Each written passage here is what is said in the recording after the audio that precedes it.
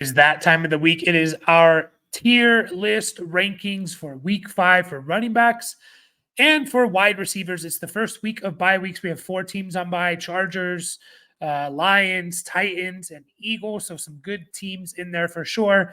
And it really did take it made the ranking quite a lot more difficult. So I am solo today. We will see. Maybe I'll have someone be joining me later on. But for now, I am solo. And if you're new to this, guys, we rank these into tier lists. We don't necessarily rank them into tier 1, tier 2, tier 3. We group them together in terms of their situation, the style of player they are, the matchup they're in, things like that. So as we go along, hopefully that will make sense. Our first tier is the, if you've seen these before, we do these over every single week, the number 1 overall tier. These are my 5 running backs here that I think potentially could finish RB1. We have Jordan Mason, Derrick Henry, Kyron Williams, Kenneth Walker, and Breece Hall. I love the matchup for guys like Derrick Henry and Kyron Williams and Kenneth Walker. I thought about Alvin Kamara, but I really hate that matchup against the Chiefs, which is why I left him out of the number 1 overall. Definitely could happen. I wouldn't be surprised, obviously. But last week, the number 1 overall running back was Derrick Henry. I think he was in our number 1 overall. Either that or he was in our next tier, the no-brainer tier. This is the tier of running backs where you're not even thinking about it. You are starting them. There's no reason to think about it at all. That's Alvin Kamara. Brian Robinson is in this tier now. I think this is the first time he made it into this list. Maybe he was in there last week. I don't remember. But if he plays, it sounds like, he was dealing with some injuries. I am recording this the morning of Friday. So it's still, we'll probably be getting news as I'm recording this video. Like Jalen Warren's not expected to play. Joe Flacco taking first team majority reps, stuff like that. Hopefully Brian Robinson plays because to me, he's a no-brainer. Aaron Jones, who's been awesome to start the year, starting the year as RB16. Starting the year as RB10 in points per game in half PPR. Josh Jacobs to me is a no-brainer, especially this week because it's tough. It's tough at running back. So if you're going to get a running back who's going to get 15 plus touches on a good offense, they're going to be a no-brainer in my opinion. James Cook has been awesome to start the year. James Cook comes in as RB12 to start the year, RB10 overall. Did have a down week last week, but 3 straight good weeks. Think he bounces back here.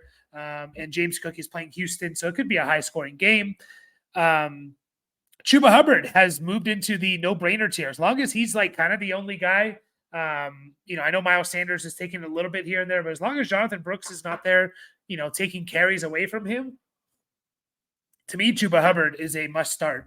Chuba Hubbard's been awesome. He's the RB15 overall, and the last 2 weeks he's put up over 20 points in half PPR. That's probably first. He's probably like our top 3 running back over the last 2 weeks. And I think it's just going to continue. Tough matchup against the Bears, but I do think the way to beat the Bears is to run the ball a little bit more than pass the ball. So James Conner is a no-brainer to me. I know he has a tough matchup in San Francisco. It's not the worst matchup, San Francisco. It's not a great matchup, but you just can't really go away from James Conner, especially this week. Again, we have David Montgomery, Jahmyr Gibbs, Saquon Barkley, J.K. Dobbins, Tony Pollard. All these guys are not, all these guys who are probably all top 20, top 25 to start the year. They're on bye. So James Conner, he's RB13 on the year. He has 3 really good games and 1 dud game. So this could be a dud game, sure, but he's also had 3 games over 17 points in half PPR. You cannot sit that. That's it, though. That's all we have for the no-brainer tier. Just 12 guys. That's kind of sad. It shows you the state of running back, and it quickly changes. When we started off these videos, week 1, week 2, we had 16, 17 guys in here. We're already down to just 12. Next up, we have the RB2 with upside. To me, at Travis Etienne, I'm just approaching this as I think he can turn things around. That's why he's in this upside tier. But to me, I'm looking at him as an RB2 right now. I'm not expecting him, penciling him in to be one of my heavy hitters, unfortunately. He's RB26 on the year. He did have 3 straight games of over 10 and a half PPR points, which is fine. Last week, he was kind of a bust.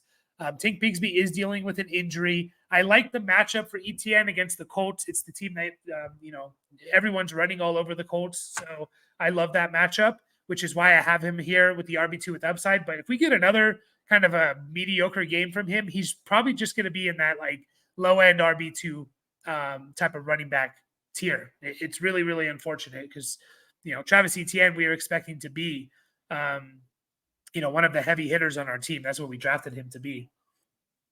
I have Devon Achane here. That offense is going to struggle without Tua, although I think it has to get better. You have Tyreek Hill and Jalen Waddle and Achane and maybe Mostert's back. And like you have to get something going, which is why to me, he still has upside. He could still take a 70-yard, touch to the house, touch and take it 70 yards to the house. I think he'll be involved in the passing game still. It's going to, hopefully this is the week. They're going up against New England. Don't think that's a terrible matchup. Still have him in the RB2 with upside. Zach Moss, to me, we have to kind of appreciate Zach Moss a little bit. He kind of feels a little bit like Jerome Ford last year, but actually a little bit better. Right now, Zach Moss is the RB18 overall in half PPR. So he's a mid RB2. He's had 3 good weeks, 13.1, 18.2, 15.8 in half PPR. And then 1 down week at 5.2. He did have the good matchup last week, which is, one of the reasons why we wanted to start him. He's going up against Baltimore. I know it's tough, but it's tough for everyone out there. If you have multiple better options than Zach Moss, then yeah, you can sit him, but not a lot of people do. And a lot of people are relying on Zach Moss to be an RB2 for them. I think he has upside because I think he can get a couple touchdowns as well. Next tier that I have here is the juicy matchup tier. These are guys that like you're not necessarily starting each and every week. You question. They're kind of the guys where you're like questioning: do I start them? Do I sit them? And then you kind of maybe play the matchup game a little bit.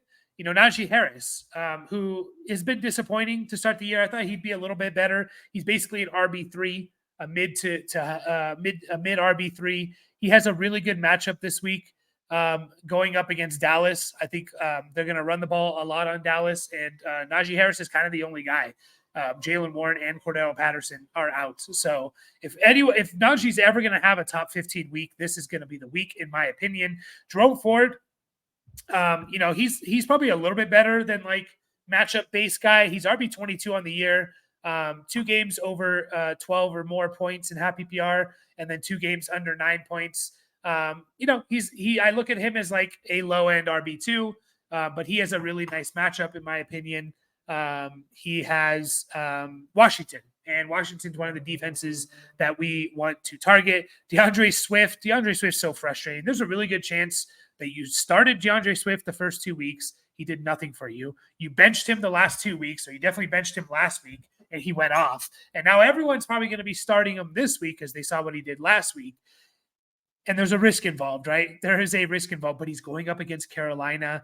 I think he has another good week. And honestly, you look at the Bears' schedule, Panthers, Jaguars, Commanders, Cardinals, those are 4 really good games coming up for DeAndre Swift. DeAndre Swift, to me, is a sell high in a couple of weeks, but you take advantage of really, really good matchups. To me, he has that juicy matchup. I'm going to try and fit him into my lineup. Ramondre Stevenson is another one here who has a good matchup. He's going up against Miami. We saw what Pollard and Spears were able to do against Miami.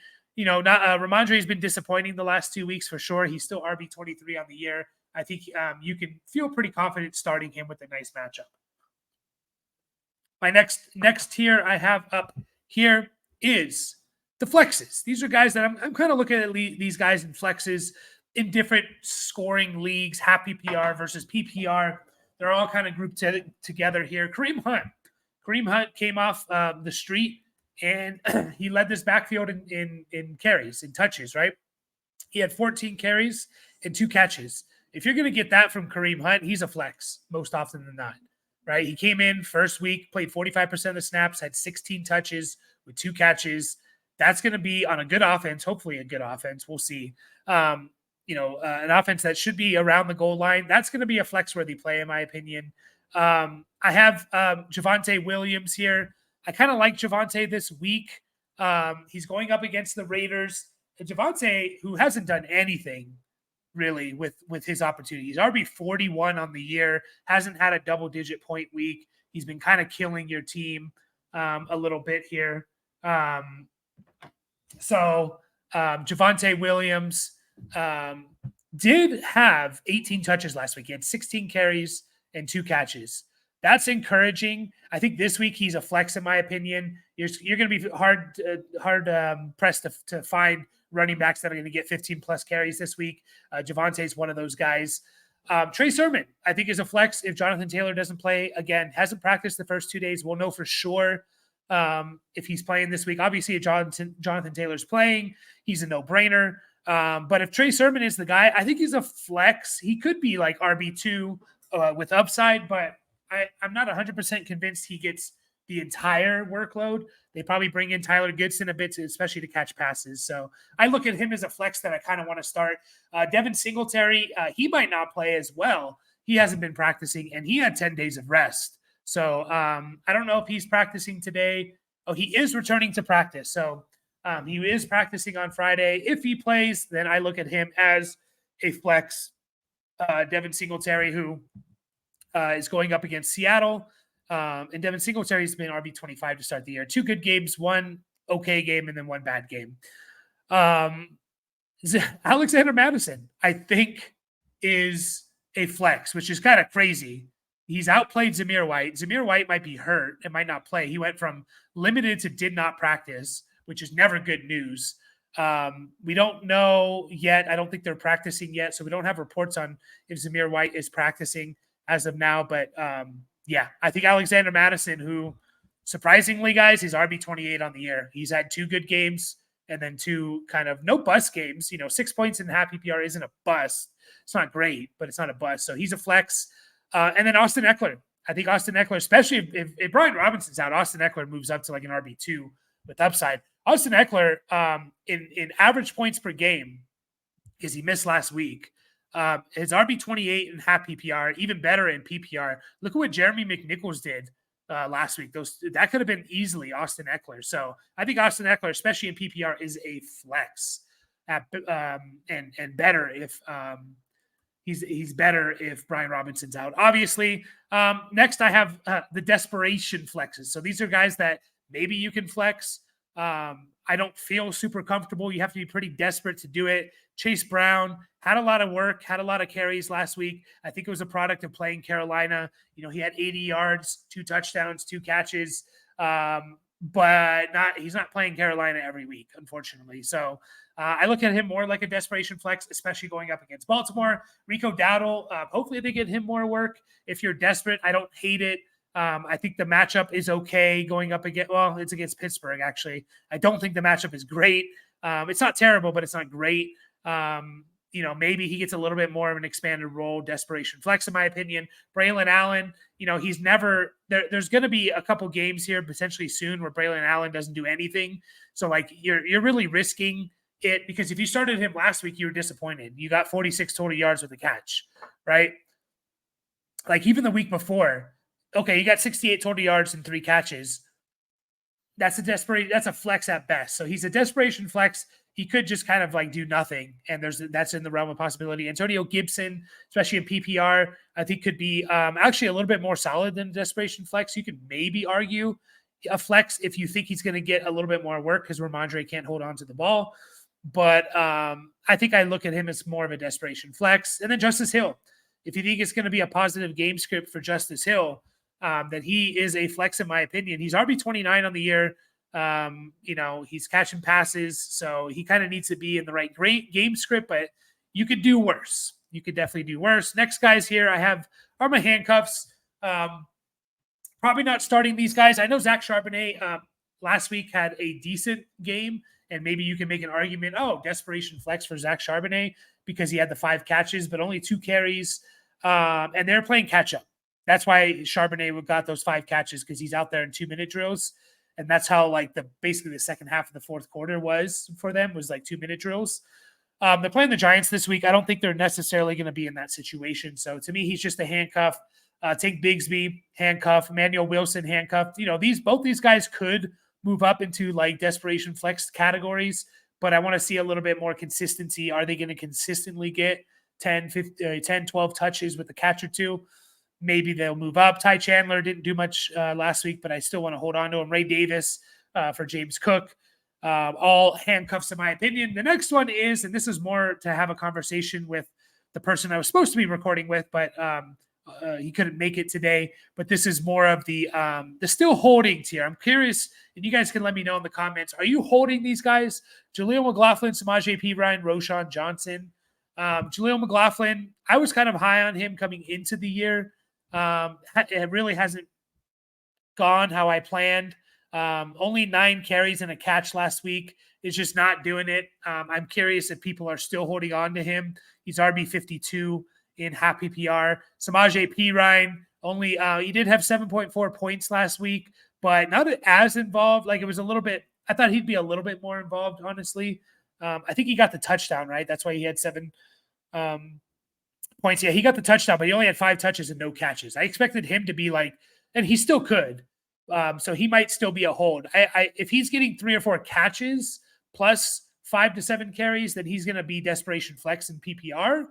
But if he's not getting those catches, he's kind of useless in my opinion. And then Roshan Johnson, he scored the touchdown last week, but he didn't get as necessarily more work than he did the previous week. He only had 7 carries, no catches as well. He's another guy. If he's getting 3-4 catches, I can buy in, and plus the 5 to 8 carries or something. But if you're not getting that, you're a touchdown or bust kind of player. And luckily he got the touchdown last week, but I'm curious if you guys are still holding, let me know. And then you have the injury guys. It sounds like Joe Mixon is not going to be playing. So to me, I would move Cam Akers up into this flex category. I don't quite think he is in RB2, and I don't think he has he could be an RB2, don't get me wrong, but I don't think he has a good matchup. So I don't want to put him in RB2 with high upside. I don't think he's necessarily that great. Daria Gumbawale's, going to get the catches on that team. So you're looking at 15 carries. So he really has to get a touchdown, in my opinion. The other guys here, Raheem Mostert, I don't know if he's going to play. If he is going to play, I'd probably throw him into that desperation flex territory. He could play is what they're saying, has a strong chance to play. So if he does, he's probably desperation flex just because the state of that offense right now. Tyrone Tracy is interesting to me, although Singletary sounds like he might play. So if Singletary's out, I throw Tyrone Tracy into the flex category. If Singletary's in, then I probably put him as more of like a handcuff or a guy I want to hold. And then that is it. Tyler Algier played last night. So on to our wide receiver rankings here. Of course, we have the number 1 overall. It's CeeDee Lamb. It's Nico Collins. It's Justin Jefferson, Jamar Chase, and DK Metcalf this week because I like the matchup for him. And there's not a lot of great, situations. Jaden Reed, I thought about it, but it's tough to have, he could be our wide receiver 1 overall for sure. Going against the Rams, he might have been a really good choice. Debo, we'll see. Marvin Harrison, we'll see. Last week, it was the wide receiver 1 overall in half PPR was Nico Collins, and we had him in there. So I don't like the matchup for Nico Collins, but I'm also not going to doubt the guy who's on pace for 2,000 yards. No brainers. This is even a little bit sadder than the running back no brainer list because it's even more difficult here. For these wide receivers, we only have 12, in my opinion, wide receiver no-brainers. That's kind of bad. So we have Jaden Reed, already talked about it. Debo Samuel, already talked about it. Marvin Harrison Jr., you're starting every week, even though, a little bit disappointing. He's been good since week 1. So, double-digit points. Obviously, he had the big game in week 2, but he also put up 14.9 and 13 points. You'll take that because 30 points is the realm of possibility. Deontay Johnson has been awesome. As long as Andy Dalton is as long as Andy Dalton is the starter here, like Deontay Johnson, is going to be awesome. 22.2, 17.8 points. He's a no-brainer to me. Amari Cooper, I put in the no-brainer. He's wide receiver 41, which is kind of weird to call him a no-brainer. He's getting so many targets. He's playing Washington. That's kind of the reason why I have him in this no-brainer tier. Maybe I'm mistaking and I'm kind of overrating that a little bit. But man, 9, 8, 12, and 8 targets. He's getting so many targets. They're just his catch percentage is well under 50% on the year. It is at 43.2, which is terrible. So I think with the Washington matchup, I'm going to be starting him. Chris Olave, had a good game last week. He's really had 3 good games. It hasn't had like the boom game of like 20 plus points, but he's been double digit the last 3 weeks and over 12.5 points each of the last 2 weeks. So he's wide receiver 21. To me, he's a no-brainer. And then Stephon Diggs, as much as we don't want to say it, to me, he's a no-brainer. He's been 3 really good weeks and 1 down week. But the down week was 5.7 points. Just under, to me, under 6 points is kind of a bust. He's just under that. But 18.9, 14.9, and 16. Tank Dell's kind of beat up. Plus, the matchup against the Bills, I think, is more favorable to Stephon Diggs than any other wide receiver on that list. My next group here is wide receiver 2s with upside. Wide receiver 2s with upside. That's Terry McLaurin. We've seen the Terry McLaurin and Jaden Daniels kind of finally click, right? 18 points, 14.7. Wide receiver 24 on the year. That's starting off poorly. In the first 2 weeks, he had 8 points total, Terry McLaurin, and he's put up over 22 in the last 2 weeks. So he's been awesome. I think it's just going to continue to happen here. Brian Thomas Jr. has been kind of a revelation. I didn't think, a little bit surprising, but he's wide receiver 15 on the year in half PPR. He's had 3 games of double-digit points and 1 game at 7.3. Literally has not busted yet. 7.3 and a half PPR is not a bust, guys. If you get that especially from a guy like Brian Thomas, who's possibly like your wide receiver 3, you'll take that. Last week he had his best game at 18.9. I like the matchup this week going up against Indianapolis. I think that's one of the best matchups you can have. Brian Thomas Jr. to me is a wide receiver 2 with upside. Tyreek Hill is unfortunately, I'm going to keep him in the wide receiver 2 with upside this week because we know what Tyreek Hill is capable of. It is tough, though. It is tough. And then Rashid Shaheed, guys, I put in here, which is kind of crazy in my opinion, but he's playing Kansas City, so they may have to, I don't think Kansas City's offense is a juggernaut, but they may have to chase points. I don't love the matchup, but I think he's the one, he can fit into the slot a little bit. Maybe I'm overrating him a little bit, but the fact is he's wide receiver 19 on the year and he has a 0-point game. So he has 14.8, 18.9, 11.7, and he's not just a boom bust kind of player. That's in his bag for sure. That is in his bag. But last week he was 11.7 points. His long was 25 yards. He had 11 targets and 8 catches. If he's going to get 11 targets, double-digit targets, he's a wide receiver 2, in my opinion. So a lot of it has to do with, what he's done, but also the fact that he got 11 targets last week.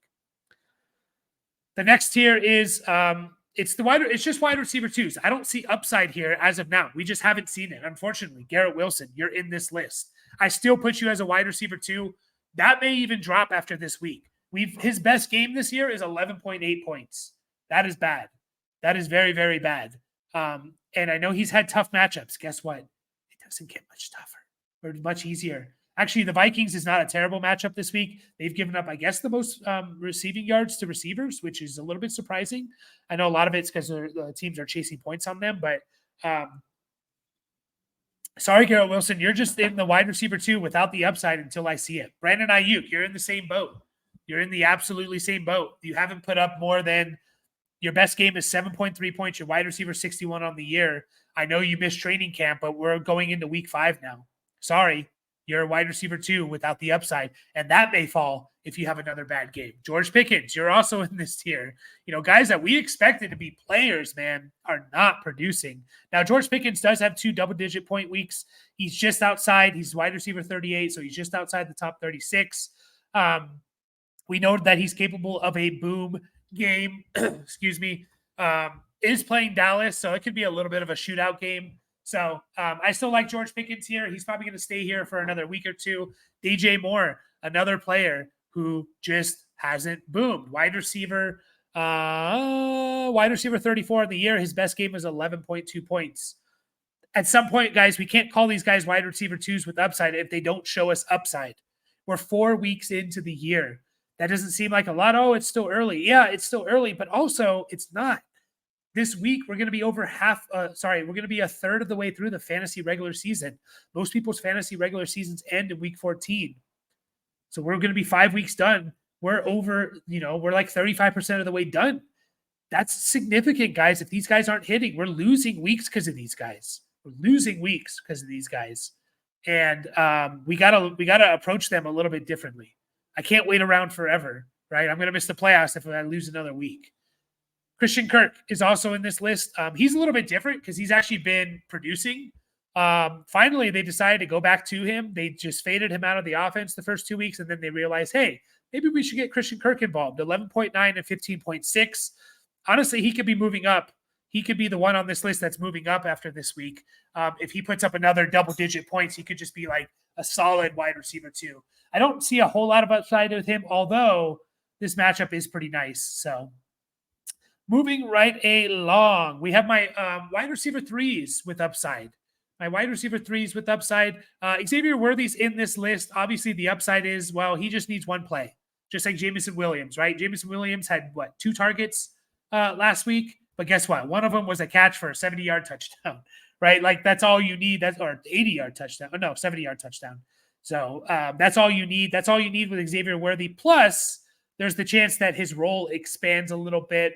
I am a little bit hesitant. I've been telling people to temper expectations a little bit. I don't think Xavier Worthy is just going to step into a huge role because Rashee Rice is hurt. Obviously, I think it's going to expand, and it could expand as the season progresses, but we need to temper expectations just a little bit for the first week. T. Higgins, I still have in this. I think we've seen improvement, right? We see 5.5 points to 9 points in half PPR. We know what this Bengals offense is capable of. Hopefully they're starting to get it going. He had 10 targets last week. If he catches a touchdown, you're happy. He didn't quite do it. You still got 9 points from T. Higgins. I think we're only going to see things improve. And he gets Baltimore, so it could be potential shootout there. Jordan Addison is a wide receiver 3 with upside. Obviously, we saw the upside, the 2 touchdowns that he had, and he was awesome last week. Coming off the injury, 21.4 points. But the fact is he had 5 touches. So it's a little Xavier Worthy-ish, right? Where, 5 touches and 2 touchdowns is not going to happen very often. So hopefully he gets a little bit more volume. But for right now, I'll put him here, and he could move up if he has another good game. And then Dontavian Wicks, I have as my wide. I think Dontavian Wicks is a really, really good wide receiver.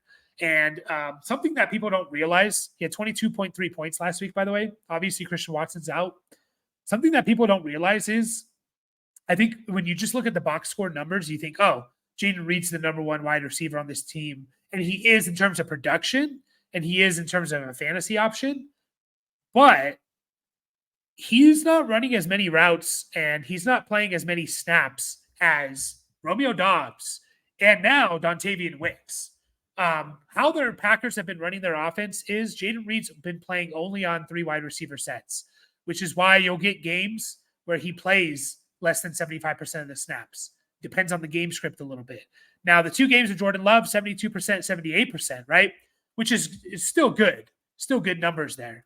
But he's not going to play on 2 wide receiver sets because Christian Watson's hurt.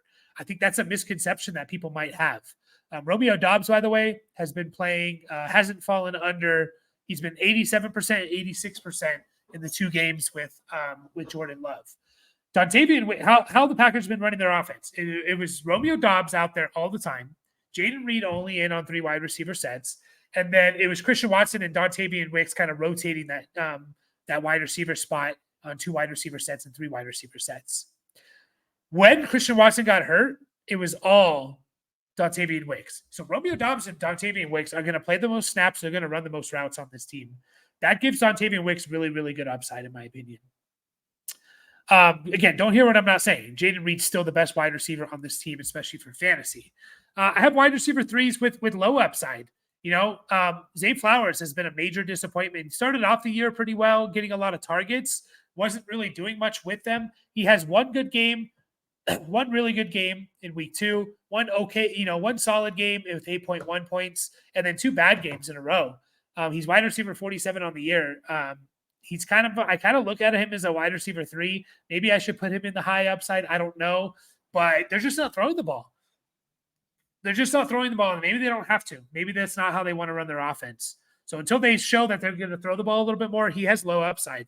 Michael Pittman, Joe Flacco might be playing, so he could potentially be moved up into this wide receiver 3 with upside tier. That being said, half his yards last week, half his production last week did come with Anthony Richardson, Michael Pittman. So I'll still put him here, wide receiver 3, low upside. I like him more with Flacco as the quarterback. JSN is a wide receiver 3 with low upside, in my opinion. He gets the targets. He gets the catches. He's wide receiver 3 on the year. He's had one good game at 17.7, one solid game at 9.1, and then 2 bust games under 6 points. So the thing is, though, he's going to continue to be a wide receiver 3 with this low upside. We haven't seen the major upside, but he's getting a lot of targets. He had 16 and 12 in 2 games this year. So, we'll see this week against the Giants. They might not have to throw much. Wan'Dale Robinson, guys, surprisingly enough, he's wide receiver 27 in half PPR. And I think he's wide receiver 22 in full PPR. The dude's solid, man. He doesn't have big upside. I actually prefer if Malik Neighbors is out there. Malik Neighbors is not going to play. I think it's better if Malik Neighbors is out there for him. I think it opens things up for Wan'Dale, but he's going to get fed a lot of targets this game. He's probably going to catch 7 or 8 balls. I don't know what he's going to do with it. He might only put up 50 yards, but at PPR, that's going to be a solid play. So Wan'Dale Robinson's in here. Jacoby Myers is in here with the Devontae Adams fiasco going on. I think Jacoby Myers, who, by the way, is wide receiver 31 on the year. I don't think a lot of people realize that. Obviously, he's going to have better production, and he is going up against Denver. If he gets blanketed by Surtain, that's a problem. But if he doesn't, then he could have a pretty good game. Cortland Sutton, continues to be kind of the main guy for Bo Nix. 9 targets last week, only caught 3 passes. Again, it was against the Jets, but it was 60 for a touchdown. Now he's playing the Raiders. I like Cortland Sutton this week as a low-end wide receiver 3. Jerry Jeudy, who, again, by the way, guys, Jerry Jeudy, wide receiver 34 on the year, has not busted. 10 points, 9.8, 6.7, 10.2. He seems to be pretty solid. If you need 10 points, Jerry Jeudy seems to be pretty solid kind of player. He's getting a lot of targets.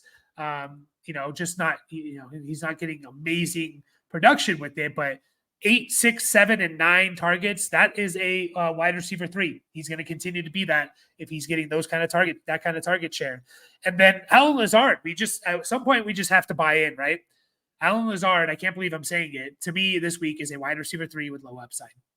He's going up against the Vikings. We just mentioned it. The best, they're giving up the most points to receivers in terms of receiving yards. 23.9, 2.1, 12.3, 8.3. That's Allen Lazard's stat line. He's had 1 bust game, 1 big game. We just have to believe it sometimes, I guess. We'll see after this week. I'm kind of comfortable starting Allen Lazard. He hasn't, he had 8 targets last week, so it's kind of crazy to say that, but here we are. Fantasy football 2024. The next list here is a pretty big tier. It's the don't mind taking a shot, guys.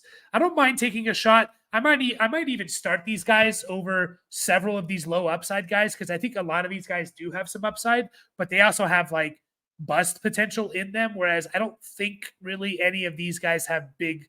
It's hard for me to see these guys completely bust. Could happen. Not saying it won't. It could happen. But it's hard for me to see it. Whereas this group, yeah, maybe they have more upside, but they could also bust. Xavier Legette, we could be seeing the rookie breakout happening. 16.6 points. Adam Thielen's on IR for 3 more games. Xavier Legette, I think, is going to be a pretty good option here, although he does play a good defense in the Bears. Josh Downs, I don't mind taking a shot, especially with Joe Flacco there. 18.2 points for Josh Downs. don't forget that Josh Downs was a really good wide receiver last year.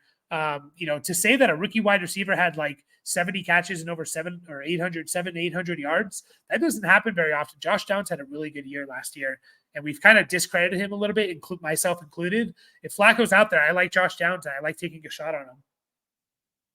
Jalen Waddle, I'm always going to say I don't mind taking a shot on Jalen Waddle because we know what the potential is there. Tank Dell is kind of in the same boat.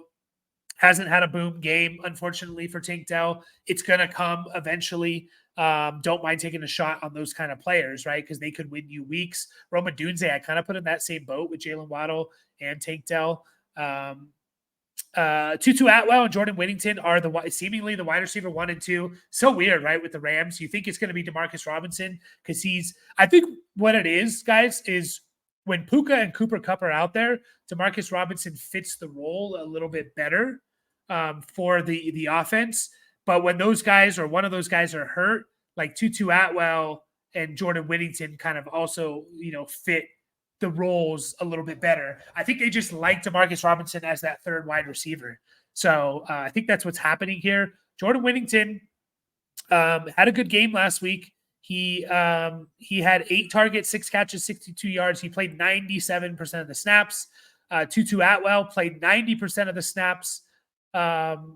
Played 90% of the snaps last week. He had 4 for 82. So he has 4 catches and over 80 yards each of the last 2 weeks. Don't mind taking a shot on those guys because they are wide receiver 1 and 2 for, a good quarterback in Stafford. And I don't trying to remember who they're playing here. Green Bay. So I don't mind that matchup against Green Bay.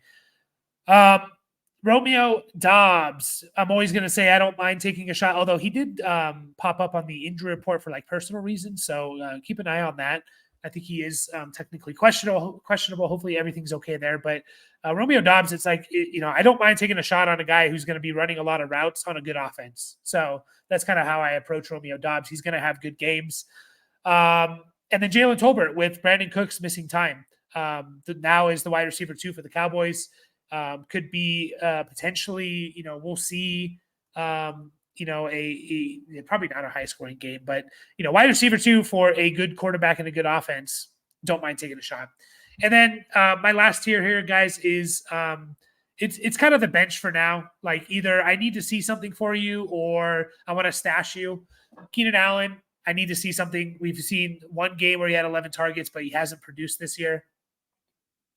Juwan Jennings, kind of want to bench with a healthy Debo and Ayuk out there and Kittle. Tyler Lockett, it's tough to cut Tyler Lockett because you look at his game log, right? And he's doing something. It's not like he's not doing anything, and he's involved, right?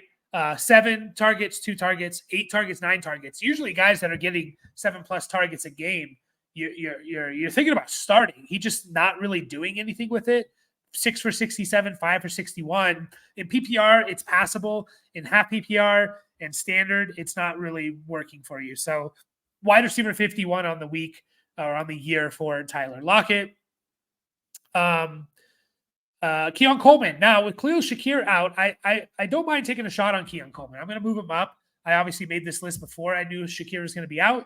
So I'm moving him up to I don't mind taking a shot now on Keon Coleman. We've seen flashes. And he's a rookie. We should expect him to be a little bit slow and kind of come on. But, 2 games of 50 yards. He has a touchdown in another game. Like now with Khalil Shakir out there, there's 6-7 targets that are kind of opening up to someone. Could be Keon Coleman. Demario Douglas, and I would add Jalen Polk on this list. And this is more for if you can stash these guys. Because I think the Drake May time is coming. We have seen Jaden Daniels and what he's done for Terry McLaurin. We saw last year what CJ Stroud did for guys like Nico Collins and Noah Brown and Tank Dell. Like, what if Drake May has that same kind of effect on the Patriots? Well, who's he going to throw the ball to? It's going to be guys like Demario Douglas and Jalen Polk. So they could be like sneaky late season winners for you. Trey Tucker, I don't mind if I think Trey Tucker is actually a pretty good player. More of a wide receiver 3 in my opinion, but Devontae Adams is out. Last 2 games for Trey Tucker, 9 targets, 7 catches, 96 yards and a touchdown, 6 targets, 5 catches, 41 yards against a tough Cleveland defense. So I don't mind Trey Tucker. Also, if Jacoby Myers is going to get shut down by Sertan, someone has to catch passes. Could be Trey Tucker. Definitely stashing it for now. And then Mike Williams, I do think there's potential. What if he kind of just takes over what, he does what he's doing now and kind of takes over what a Lazard is getting? 5 targets, 4 catches, 67 yards for Mike Williams.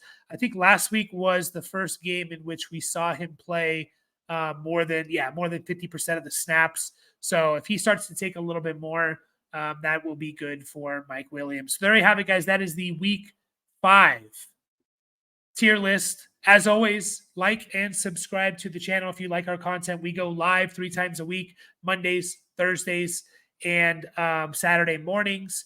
So if you need specific questions answered, join our Discord if you're interested in that.